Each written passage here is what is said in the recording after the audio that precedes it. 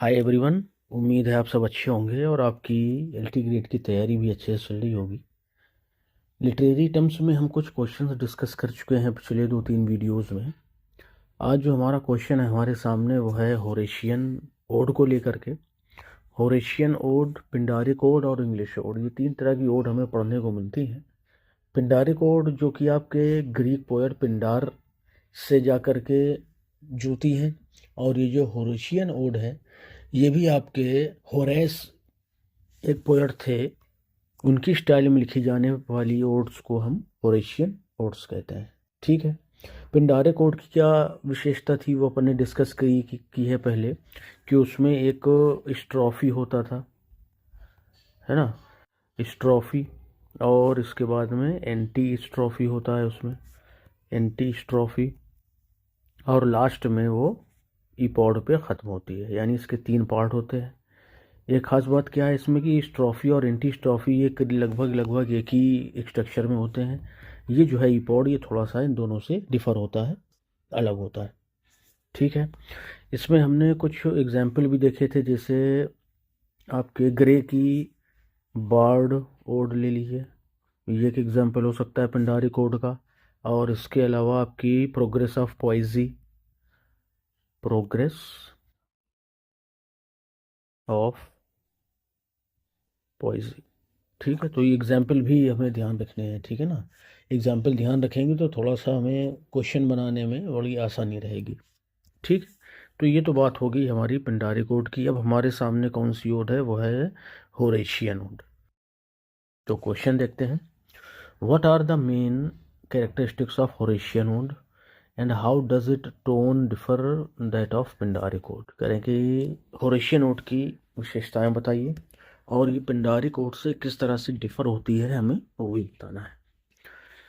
और किस तरह से आपसे पूछा जा सकता है कि discuss the influence of Horace style on later poets, citing an example of well known Horatian ode in English literature. ठीक है। ये इसमें पूछ रहा है कि लेटर पोएट्स पर होरेस की स्टाइल का क्या प्रभाव रहा, वो बता दीजिए। और कोई एक इंग्लिश लिटरेचर से होरेशियन ओड का एग्जाम्पल भी दीजिए साथ में। चलिए देखते हैं इसको। Answer, Horatian odes also called homostrophic odes, ये देखिए नया नाम आपको मिल गया, homostrophic odes, follow the style of Roman poet Horace. जो पिंडार है वो कौन है, ग्रीक पोएट है, और जो ये होरेस है ये कौन है, ये रोमन पोएट है। They usually have uniform stanzas, इनके जो स्टेंजाज होते हैं वो यूनिफॉर्म होते हैं। ऑफन क्वाट्रेन्स, और प्रायः वो क्वाट्रेन होते हैं विथ रेगुलर राइम स्कीम, उनकी स्कीम भी रेगुलर ही होती है, scheme and metre. Unlike the Pindaric ode which is grand formal and often public in tone. करेंगे अगर आप पिंडारी कोड की बात करिए तो ये शानदार वैभव से भरी होती है, फॉर्मल होती है, और often public tone, public in tone, और टोन में वो यूनिवर्सल या पब्लिक होती है। द होरेशियन ओड इज़ काम, लेकिन जो होरेशियन ओड है ना वो काम होती है, रिफ्लेक्टिव होती है, एंड पर्सनल होती है। काम मतलब शांति के साथ आगे बढ़ रही है, रिफ्लेक्टिव विचारों को प्रकट कर रही है, और पर्सनल है। It avoids the ceremonial praises praise of Pindar's work, ये पिंडार्स के वर्क की सेरिमोनियल प्रेज को अवॉइड करती है। एंड इंस्टीड, और इसके बजाय फोकसेस ऑन इंटीमेट थीम्स, ये इंटीमेट थीम्स पर ज़्यादा फोकस करती है, जैसे लव हो गया, फ्रेंडशिप है, नेचर है, एंड फिलोसफी है। ठीक है। The language is often simple, simple language होती है, येट एलिगेंट, लेकिन शानदार होती है। And the mood is meditative rather than celebratory, करेंगे जो मूड होता है ना वो आपका मेडिटेटिव रिफ्लेक्टिव होता है, ध्यान मग्न वाला, सेलिब्रेटरी नहीं होता है। अगला देखिए पैराग्राफ क्या कहता है कि Horace style deeply influence later poets, Horace की स्टाइल ने बाद के पोएट्स को बड़ा डीपली प्रभावित किया है, स्पेशली इन इंग्लिश लिटरेचर, ख़ास तौर पे इंग्लिश लिटरेचर में। हिज एम्फेसिस ऑन बैलेंस, जो होरेस का एम्फेसिस रहा बैलेंस पर, क्लैरिटी पर, थॉटफुल रिफ्लेक्शन पर, इंस्पायर्ड मेनी, बहुत सारे लोगों को इसने इंस्पायर किया, to adopt the form for private contemplation rather than public performance. Adopt the form, तो इन चीज़ों ने क्या किया कि बहुत सारे इंग्लिश ऑथर्स को, राइटर्स को अडॉप्ट करने पर मजबूर किया private contemplation rather than public performance, public performance की बजाय प्राइवेट कंटेम्पलेशन को। ठीक है, प्राइवेट कंटेम्पलेशन से क्या समझ पा रहे हैं? प्राइवेट मतलब एकांत में, और कंटेम्पलेशन आप विचार मग्न होना कह सकते हैं, जो रिफ्लेक्टिव से ही निकलता है। और ये हो गए आपके पब्लिक परफॉर्मेंस क्या है, मतलब कोई इसमें पब्लिक का कोई देखना, सुनना या उनके सामने परफॉर्म किया जाना, इन सब चीज़ों से ये बचते थे, है ना, ये मतलब है इसका पब्लिक परफॉर्मेंस। जैसे पिंडारी कोड को जो है परफॉर्म किया जाता था बाकायदा, उसके जो 3 पार्ट होते थे, स्ट्रोफी, एंटी स्ट्रोफी और रिपॉर्ड, है ना, उनमें जो मूवमेंट थे वो भी दिखाए जाते थे कोरस और म्यूज़िक के साथ में। One of the best known Horatian odds in English, कह रहे हैं कि होरेशियन ओड्स की अगर बात करें तो इंग्लिश में जॉन कीट्स की ओड टू अ नाइटिंगेल है, जो 1819 में आई थी। इन इट, इसमें Keats uses regular stanza, Keats जो है वो रेगुलर स्टेंजा का यूज़ करते हैं, पैटर्न्स का यूज़ करते हैं, जेंटल थॉटफुल टोन का यूज़ करते हैं to explore the contrast between the eternal beauty of nightingale song. Explore करने के लिए contrast between the eternal beauty of nightingale's song and the short troubled life of humans, इन दोनों में comparison ये करते हैं, कंट्रास्ट भी दिखाते हैं कि नाइटिंगेल कितनी जो है सुंदरता से, मधुरता से गाती है, उसका जो सॉन्ग है वो शाश्वत सुंदरता से भरा, लेकिन ह्यूमन को देख लीजिए, उसकी ज़िंदगी जो है परेशानियों से, दुखों से भरी हुई है, छोटी सी है ना। अच्छा, आगे देखते हैं। दिस वर्क, ये जो वर्क है ना, reflects Horace influence through it's measured rhythm, इसमें पूरी तरह से होरेस का इन्फ्लुएंस दिखाई देता है, इसमें मेजर रिदम दिखाई देंगी, इंट्रोस्पेक्टिव मूड भी दिखाई देगा, and emphasis on personal experience, और पर्सनल एक्सपीरियंस पर एम्फेसिस भी दिखाई देगा आपको। Making the Horatian ode a lasting form, और ये बात जो है होरेशियन ओड को एक लास्टिंग फॉर्म बना देती है, for conveying deep and quiet emotions, deep and quiet emotions को कन्वे करने के लिए। ठीक है भाई, तो ये अपना क्वेश्चन हो गया होरेशियन ओड से। हमने अभी तक पिंडारी कोड और होरेशियन ओड दोनों की बात कर ली है। अगर आप फिर से एक बार रिवीजन करना चाहें तो पिंडारी कोड जो है वो जो है स्टॉफी, एंटी स्टॉफी और इपोड में बटी होती है। इसमें कोरल परफॉर्मेंस भी होता है, और इसका बड़ा अच्छा एग्जांपल जो आपको बताया गया कि ग्रेज की द प्रोग्रेस ऑफ पोइजी भी है और द बार्ड भी है। ठीक है, दूसरी तरफ जो हमारी होरेशियन ओड है, जिसको हम लेस्बियन ओड भी कहते हैं, सिंपलर होती है ये, रिटन इन यूनिफॉर्म स्टेंजाज, ठीक है, मेडिटेटिव एंड रिफ्लेक्टिव, और ये आपकी कैसी होती है, विचारों में मग्न होती है। इसके लिए अगर आप एग्जाम्पल देना चाहें तो शैली की ode to the west wind आपका एग्जाम्पल हो सकती है होरेशियन ओड का, और अभी जो अपन ने बात करी है वो कौन सी, ओड टू द नाइटिंगेल, ये भी इसका एक अच्छा सा एग्जाम्पल हो सकता है। ठीक है, अब हम आ जाते हैं अपनी इंग्लिश ओड पर।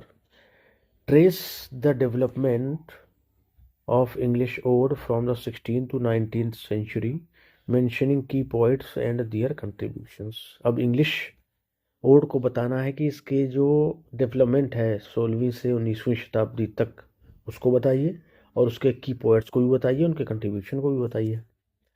और किस तरह से क्वेश्चन पूछ सकते हैं, analyse the thematic and structural variations found in English odds, English odes में पाई जाने वाली थीमेटिक और स्ट्रक्चरल वेरिएशंस को बताइए, with example from poets like Keats, Wordsworth and Shelley. और इसने नाम भी मेंशन कर दिए कि कीट्स, शेले और वर्ड्सवर्थ पोइट्स से एग्जाम्पल भी लीजिए।